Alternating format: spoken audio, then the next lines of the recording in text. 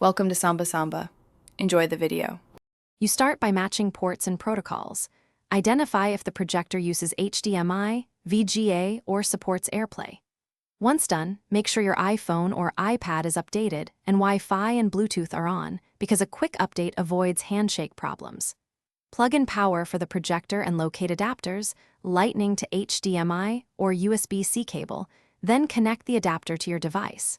You're initiating a direct link. This first set of steps establishes physical and network readiness, so the next stage succeeds. You now make the connection and configure the display. If wired, plug HDMI or VGA and switch the projector input to match. Check for a mirrored image or extended desktop.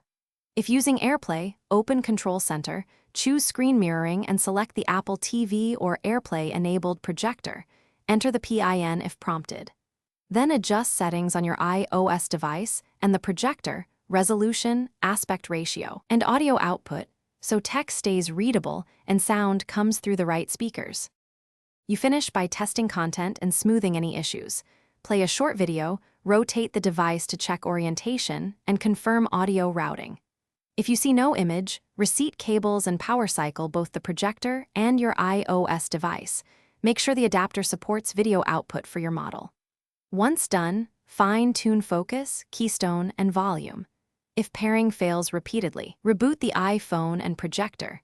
That single restart often clears the handshake and restores mirroring in seconds. Thanks for watching. Consider subscribing if we helped you.